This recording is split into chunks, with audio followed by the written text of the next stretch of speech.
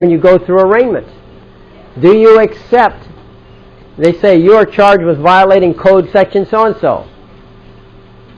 Are you guilty, not guilty, or nolo contender? Well, all three of those choices, nothing is there that says, I object to the code. You agree to the code, but you're guilty. You agree to the code, but you're not guilty. Or you agree to the code, no contest. Okay? So, I guess I'm giving this here some sort of a paper. Ferretta waiver form. Yeah, right. Ferretta waiver form is the... By the way, the Ferretta waiver form, where they're saying, do you understand certain things or not, and so forth. And it's actually... Let me have this back. I want to read the last sentence here, because now you'll all see the significance of this. It says right here, number 7, on what their how do you spell Ferretta? It's F-A-R-E-T-T-A.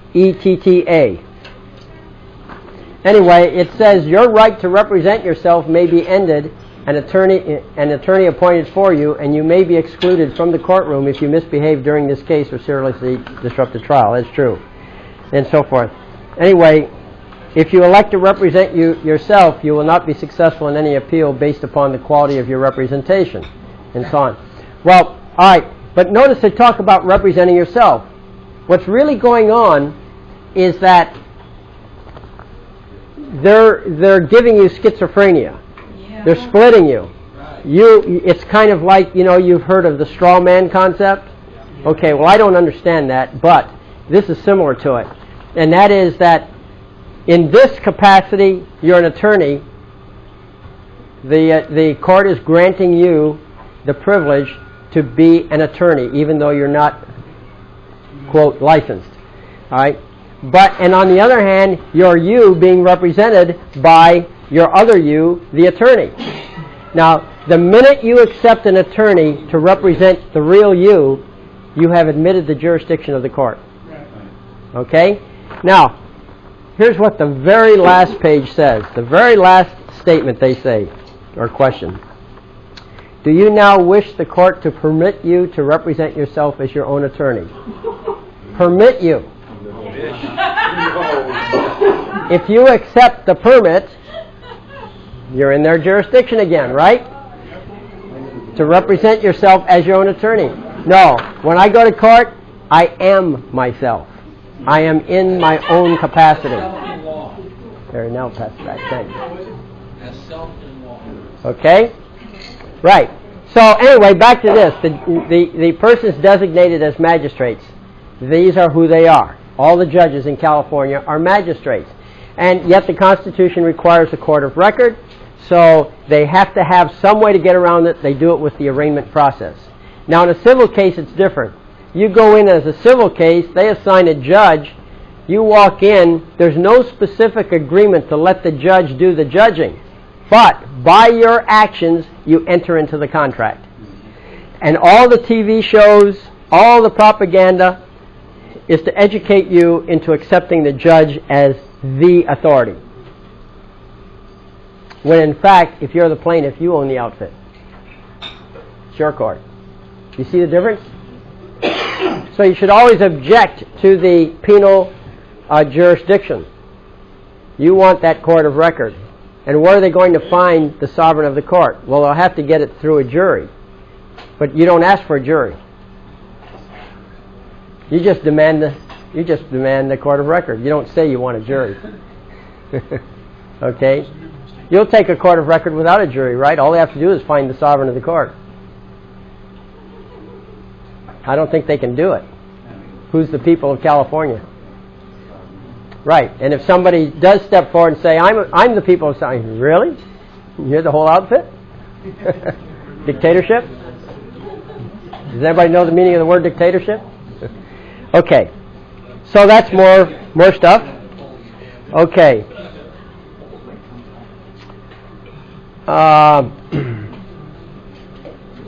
Let's see, what is this? All right. What's a lawsuit? Well, here's Old English law. A lawsuit, a suit, is the witnesses or followers of the plaintiff. That's what a suit is. You see, if you go back into biblical law, which I think is what? Leviticus is where it normally is. Okay? In the old biblical law, the victim and the witnesses were responsible for the prosecution of the bad guy. Okay? So, here it is in Old English law too. The witnesses are followers of the plaintiff. That's third volume of Blackstone's Commentaries, page 295. So, but when you have a court is the person and suit of the sovereign. What it is that the king is sitting on his throne. You're the king, you're on your throne, and you have the court. The court is all these courtiers that are in your court. Or, in other words, your witnesses. That's what it is. So, in modern law, they say a generic term of comprehensive signification and applies to any proceeding by one person or persons against another or others in a court of justice in which the plaintiff pursues in such court the remedy which the law affords him for the redress of an inquiry or the enforcement of a right, whether at law or in equity. Pretty well covers it, I guess. So that's what a suit is. So when you put this all together, I'm the sovereign plaintiff. I have my suit. That creates the court. I call it a court of record. It's a very specific kind of court, a court of record, as opposed to any other kind of court it could be. And in a court of record, I've hired a magistrate, state magistrate, right, judge, but I make the decisions because I'm the tribunal. I'm the king. I sit on the throne. All make sense? Okay, what's a tribunal? The seat of a judge, the place where he administers justice. The whole body of judges who compose a jurisdiction, a judicial court, a jurisdiction which the judges exercise. Well, yes, a judge, a real judge, does judging. But if you're a magistrate, you can't judge, because if you do, that makes you the tribunal. Okay? All judges in the California courts are magistrates. If you let them be tribunals, well, you can, but you can stop them too. Okay. What's a court? The residence of a sovereign or similar dignitary, a sovereign and his officials and advisors as a governing power, an assembly of the retinue of a sovereign, an open space enclosed by a building or buildings, a space walled or marked off for playing a game, such as tennis or basketball. The place where justice is administered, also a judicial body or a meeting of a judicial body. Okay? Now, I want to bring out something else, as long as we're approaching it here. Minute orders. Ever heard of a minute order? Oh, boy. Let me tell you something. You're going to love this. A minute order issued by a judge is not part of the record. A minute order issued by a judge is not an order. Did you know that? What it is this. This is all part of the scam again. In a court of record, you know that in a court of record, the judge or the magistrate cannot make any decisions. Only the tribunal can make decisions. Okay, so this is mandated by the California Constitution, the 1879 version, the second one. Since they all agree that's it, I'll use it, all right? Even though it's not the real Constitution. So, if it mandates a court of record, then how are they going to run this thing? Well, what they do is they issue minute orders. As long as they can bamboozle you into thinking that that is an order, then they got away with it. Okay? Why is it called a minute order? Well, it's actually, that's what everybody says, a minute order. But let's say it correctly. It's a minute order. Minute. The word minute means small. Very small. Very small, right. In this case, it means small rather than very small. Okay? The reason, what it is this. Back in the old days, when they made up court papers, you'd file your court papers. By the way, the word file means wire. Because when you filed your papers, you gave them to the clerk put them in a pouch, and the pouch was hung on a wire. It was hung on the file. Eventually, the word came to be used to mean you're given the papers. They are filed, right? They're put on the wire. So that's what file means. Well, in that same era, when they were filing papers on wires, whenever a court order was issued, it was written in a large hand so that everybody could read it. Remember, not everybody could read in those days. Literacy was pretty low. So they did it in a large hand. Those were all court orders were written in large hand. The clerk's notes were written in a minute hand, a small hand. Okay? So anything that's minute in court terms are clerk's notes. And remember, the judge can act as a clerk. So he issues a minute order. Now he has not violated the definition of a court of record. Okay? In fact, no order has been issued at all, so he can't be in violation of a court of records definition. So, if you accept it as an order, well then great. There you are. Yes? So when you file in papers and they stamp it received, they're not hanging it on the wire. Well, that in the old days that's true, but guess what? It still goes in the file, and under common law, we don't care if it's received or filed. It's there for the world to read. It's there by sovereign authority, right? You filed it. Right? Yeah, and if you have trouble filing a paper, all you have to do is say to the clerk, file it on demand. Okay? The problem is this. The clerk, pretty much the job of the clerk is dependent upon the satisfaction of the judge. So if the judge is not happy with the clerk, how many promotions or raises do you think the clerk will get? Okay? So the judge is a very strong political force and a strong factor in the career of a clerk. Well, the clerk has a problem here because it's your court, and if you file something, it should be filed. So how's the clerk going to deal with this serving two masters?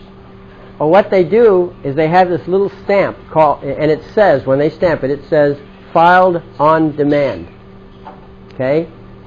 And when you tell the clerk to file on demand, she reaches under the counter, gets her little special stamp, stamps it filed on demand, and then when it goes to the judge looks at it, he knows that the clerk tried to carry out his scam, and it didn't work.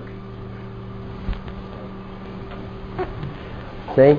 So that's how you force a paper to be filed. Now, as an alternative technique, if it turns out that you have a lot of trouble, they're even refusing to file them on demand. I don't know if it'll still work, but in the past, when we had real difficulties with the clerks on that, we would send them in by registered mail, and they always got filed. I have no explanation for that phenomenon. I just know that that has happened in the past. We were 100% successful by registered mail. Not mailing them in, but registered mail-in. Okay? I'll leave it to somebody to do research on that. We were talking earlier about a criminal complaint and that they would refuse to file a cross-complaint. Counterclaim. Counterclaim. Could we do it on demand, or? Well, we haven't tried that. Like I said, the last time I did it, I just rolled with it. It didn't matter because, see, it's the whole LA court system. You understand that every county has only one court. You don't have a county with two courts. You might have a county with several divisions within the court. You might have a county with several court buildings, but there's only one court in any county.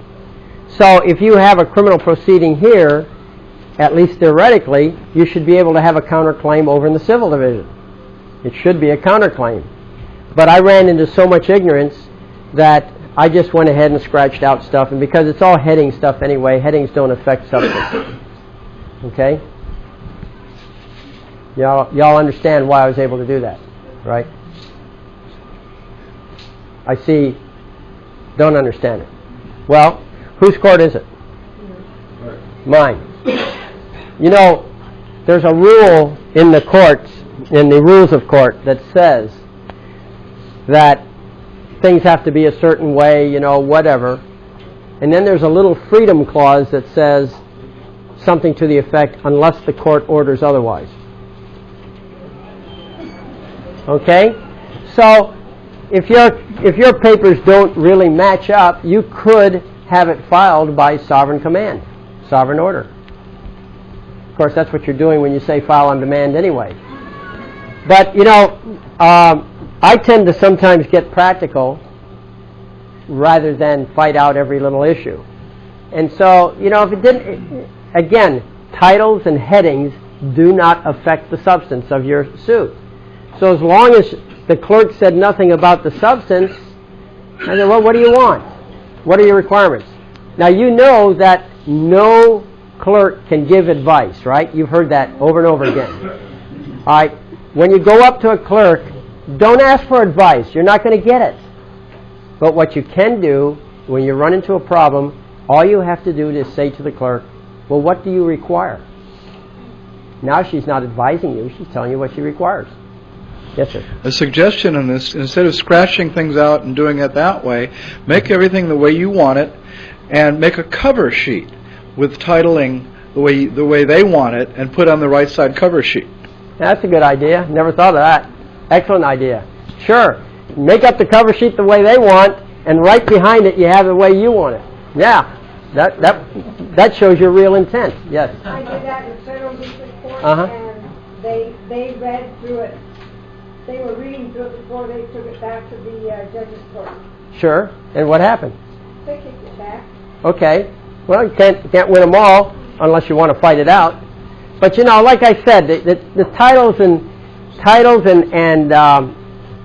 headings do not control. What controls is the substance that's written in your paragraphs. So in the paragraph, I identified the parties as counter defendants, or you know, we're the counter plaintiffs and they're counter defendants, and we cited the case. By the way, when you do a counter claim on a criminal proceeding, you need to take all of the paperwork that's available to you, the criminal complaint, whatever you got, and enclose a copy with your complaint if and only if you have new defendants. Okay? If you do a counterclaim against the state, it's like the state versus you, and you're going to do a you versus the state, then you don't have to do that. But if it becomes you versus the district attorney, or you versus the public defender that's forced on you, then you need to have a copy of the complaint because he is a new defendant. Okay, so you make sure you put a copy of the original criminal complaint. They have the defendants, the counter defendants, should have some understanding of what the fight's all about. So they're entitled to a copy of the paperwork. Okay, well, okay, now here's another interesting thing. You'll like this one. The proceedings of the courts of common law are records, but every minute made by a clerk of a court for his own future guidance in making up his record is not a record. There you are. See, a minute order, not a record. What is a record of a court? All a record is a list of what was the issue and what was the decision made. That's it. That's the record, the real record. Now, I know we get kind of sloppy with our language, even in legal language. And so we tend to say everything's a record. You know, we get a copy of the docket sheet and that's the record. Well, technically speaking, the record is only those points where what was the issue to be decided? Like a motion to dismiss was made. Was it granted or denied? That is the record, regardless of the other print around it. Yes. That's the docket then. Well, it's part of the docket. Okay, because usually it's buried in the docket. Because in the docket we find a list of what you just described. Yes. Plus we'll find a description of the minute order issued by the judge in that docket. Yeah, but that's not an order, is it? I know, but they label a minute order. So but if it's listed in the docket, then would it be official? Well, the clerk, no.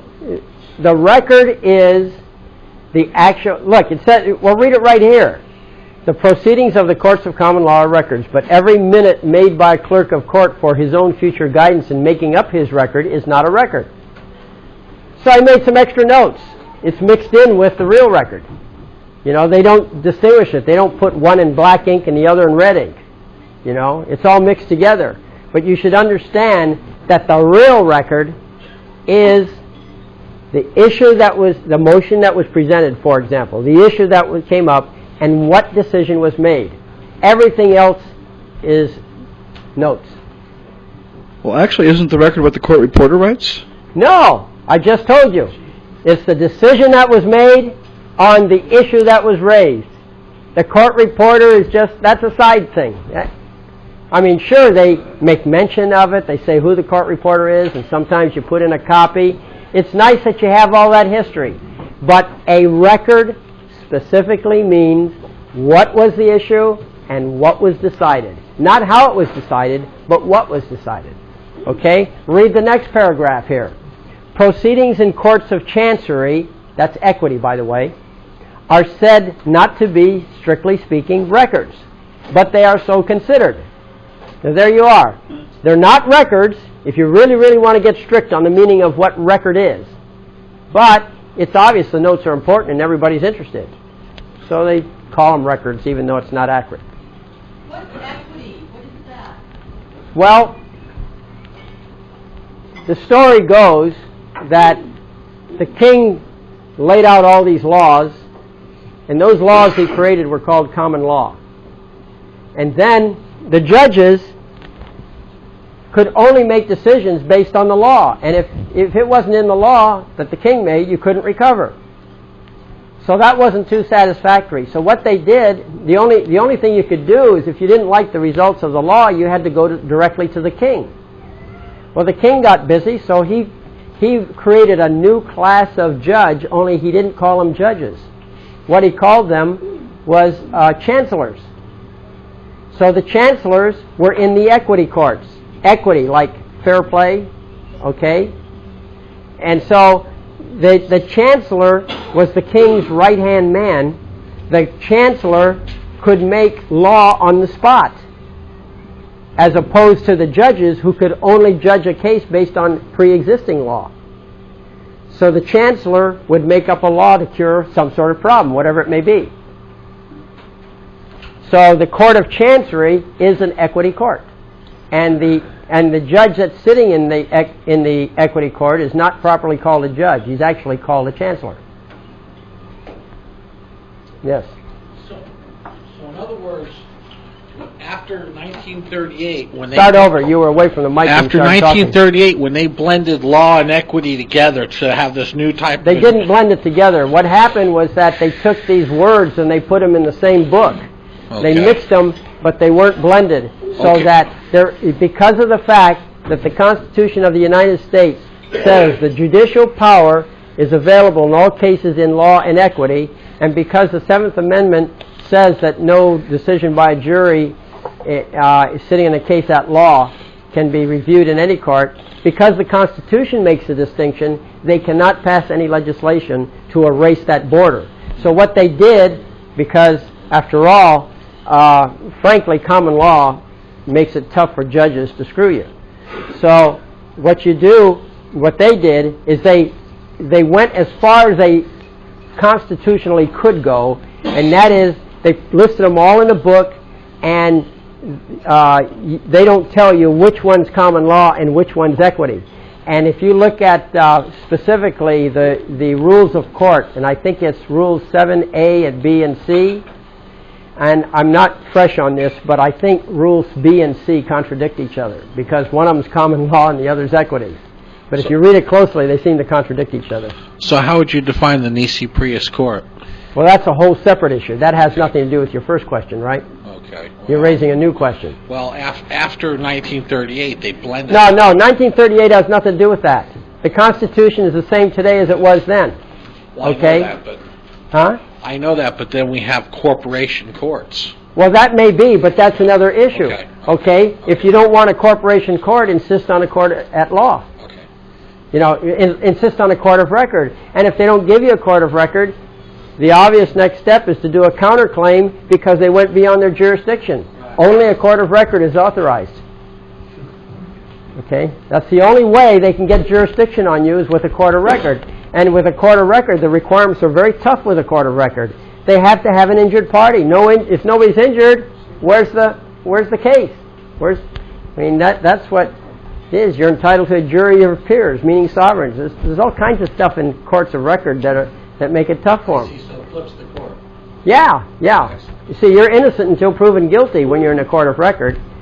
When you're in an administrative court, corporate court, whatever you want to call it, you're guilty until proven innocent. Yes, sir. You need the exercise. There you go. Do you ever ask if the court is in chambers or in session? It's always in session. Doesn't matter if you're in chambers. The court is always in session.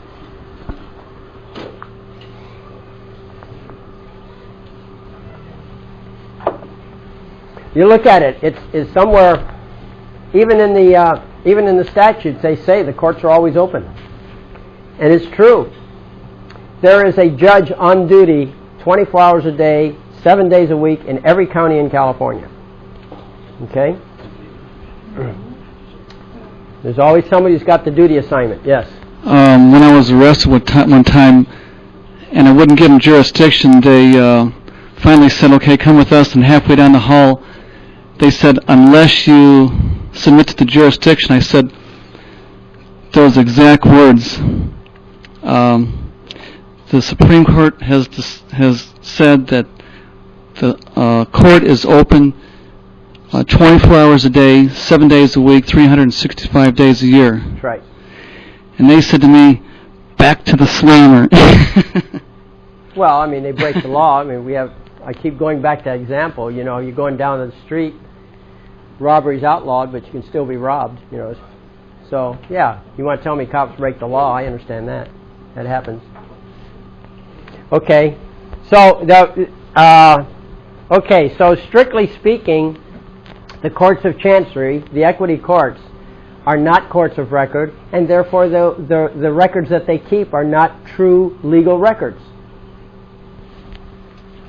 So a minute order is their way of getting around that requirement, but it's not a perfect way. The weakness in it is that they've got to somehow take advantage of your ignorance, because if you find out, that blows the game. Now, if you find out, you let them know that you found out, they may not believe you. In fact, they'll choose not to believe you, even if they do believe you. So, you know, it's not, on a practical level, it's difficult. But if you're talking strictly legal theory, if you know what you're dealing with, if you know that a minute order is not an order, that's easy to counteract. In fact, in what we did just recently in a case, and of course we haven't followed through yet because they're choosing to break the law as far as I'm concerned, but they issued a minute order putting a person in Patton State Hospital. And we issued an order signed by the patient ordering them to let her go because it was a minute order and not a real order. They haven't responded to that, but you see, they could get in trouble over this one. Because here's the thing, these guys down here on the lower level, well, there was a guy named Goethe who was a philosopher in Germany, and he said that there's nothing so fearful as ignorance in action. So we're dealing with a lot of ignorance, and these people, you bring them the law, you can give them all the explanations, but their arrogance takes precedence. Their arrogance, you give a gun to a baby, he could hurt somebody. And these people are this way. So, but you're building this record. At some point, somebody's going to lose his job. Something's going to crack on this, because there are people higher up who do understand these things and will not trash the system just to win this one case.